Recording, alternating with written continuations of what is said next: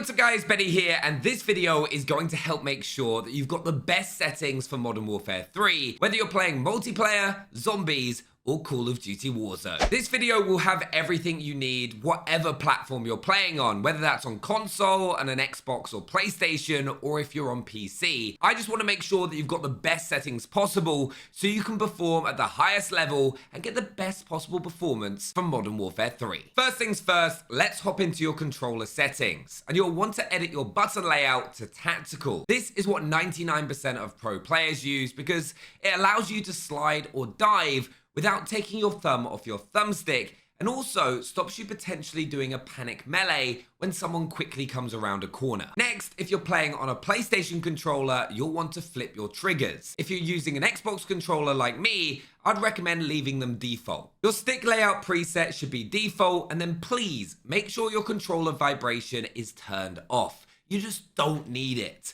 All it's going to do is make your shot worse. Now, one of the most exciting inclusions to settings with Modern Warfare 3 is being able to test your controller dead zones. This hasn't been available before and has always really been something that is unique to every single controller. What you want to do is turn test stick dead zone on. Then if you see any movement in the horizontal or vertical axis when you're not touching your thumbsticks, you need to turn up your dead zone. You want the dead zone to be as low as possible without getting stick drift. For me, that was the left and right stick being set to 5. Have a play around and see what works best for you, and let us know down in the comments. Next, you want to press RB or R1 to go to the aiming tab. First things first, your horizontal and vertical sensitivity should be the same. I'd always recommend playing on a lower sensitivity. It gives you much more overall control and helps you to play at a much more consistent level. I personally play at a 5.5 sensitivity, and I know a ton of pro players do as well, like Jukies for example, so it's a really strong sensitivity to use. So sensitivity is also a little bit personal, so if you do want a higher one, slowly work your way up till you find your sweet spot. Then you'll want to drop your ADS sensitivity multiplier down to a 0.8, which will give you more control when you aim down sights. Then work your way down to the aim response curve type. You'll want to set this to dynamic. This will give you the highest ceiling when it comes to your in-game performance. ADS sensitivity transition timing should be instant, and custom sensitivity per zoom should be set to off. Then in the aim assist section, I personally run aim assist type as default. It's what we've been most used to over the past couple of years and gives you the strongest aim assist feel out of all the options, in my opinion. Then you're once again going to hit RB or R1 and head over to gameplay. This is where things get interesting, as some of these settings are absolute game changers when it comes to how you're going to perform in Modern Warfare 3. You'll want automatic sprint set to automatic, then auto move forward should be off, tactical sprint behavior will be double tap, grounded mantle is also going to be off. Next, change your automatic airborne mantle to partial and automatic ground mantle to off. Now, with slide cancelling returning to Modern Warfare 3, you're going to want to have invert slide and dive behavior set to standard.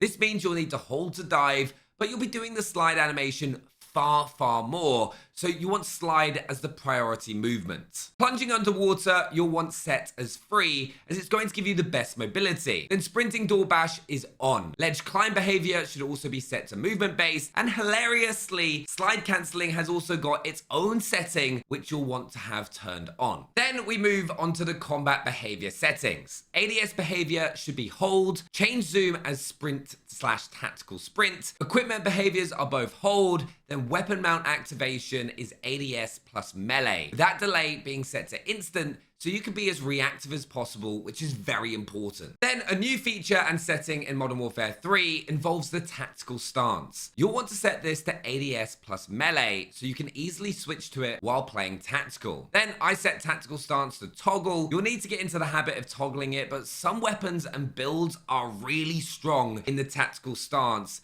in Modern Warfare 3, so you're going to want to be able to use it. Then for interact and reload behavior, you'll want to have prioritize interact. This is especially important in Warzone, as it will allow you to loot as quickly as possible along with zombies as well. Though if you do find yourself accidentally picking up weapons all the time, I'd suggest changing it to tap to reload for multiplayer. Armor plate behavior I set to apply all, ADS stick swap is off, ammo switch is on, quick C4 detonation group, then manual fire behavior is pressed. So if you do have a slow trigger finger, you can put this to hold. It won't be the fastest possible rate of fire, but it can be a good option if you're just really slow on the triggers.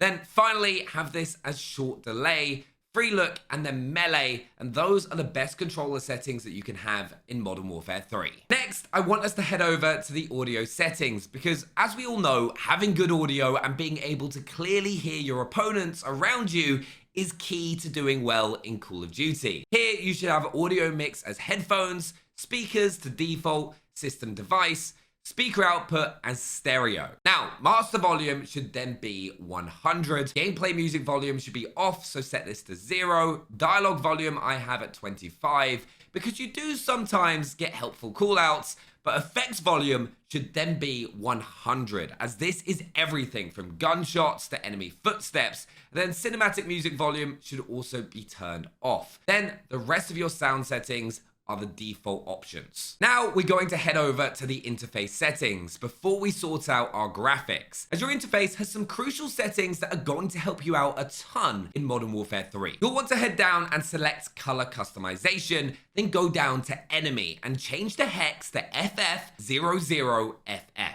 This will turn enemy dots on your minimap to bright pink, which are far easier to spot on your HUD at a quick glance, as it's a big contrast to the default red. Bright yellow is also another great option if you don't like the pink. Then you'll want to head down to HUD bounds and then bring these in to almost the furthest that you can. This means that you don't have to move your eyes as much to check HUD elements like the minimap, which will give you an in-game advantage. Trust me, this is a huge tip. So it's now time for your graphic settings. These have all been set up and optimized to make sure that you're getting the highest FPS possible so you can perform to the highest level. First of all, make sure you're on full screen exclusive.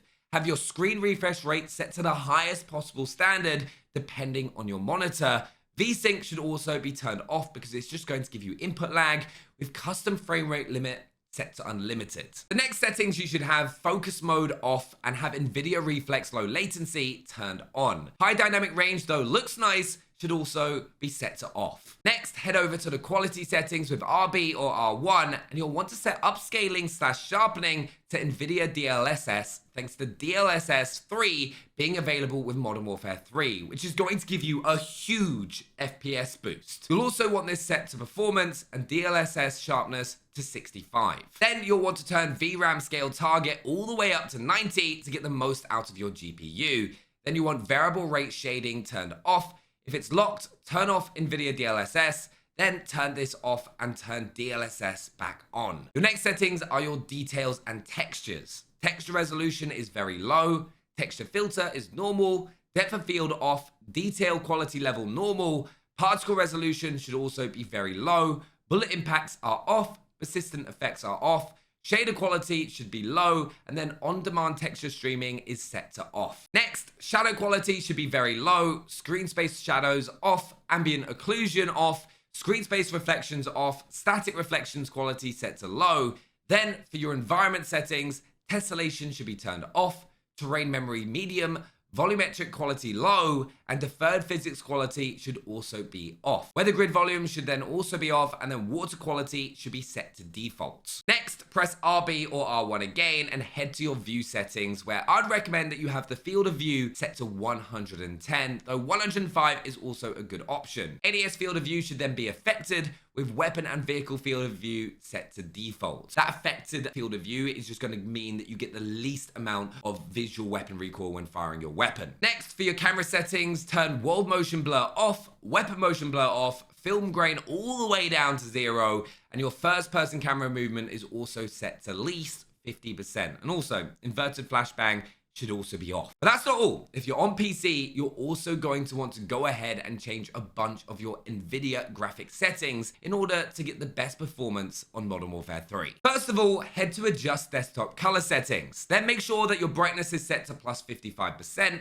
contrast plus 60%, gamma at plus 1, and digital vibrance all the way to plus 75%. This will just make sure all the colors pop out that little bit more and help separate your targets from the background, making them easier to spot. Next, select Manage 3D Settings. You'll want image scaling off, ambient occlusion off, anisotropic filtering set to application controlled, anti-aliasing FX AA to off, gamma correction on, mode set to application controlled, setting is also application controlled, transparency is off, background application max frame rate is also off, CUDA GPUs is set to all, and then DSR factors is off. Then you'll want to have low latency mode off, max frame rate off, monitor technology to fix refreshed, multi-frame off, OpenGL auto, rendering auto select, power management mode should also be prefer maximum performance, refresh rate application controlled, shader cache size, driver default, texture filtering is on, allow, and then high performance with finally filtering on, threaded optimization on, triple buffering off, vertical sync should then be used as a 3D application setting, and then one off and auto. But those are the best settings for Modern Warfare 3. I hope they help you out.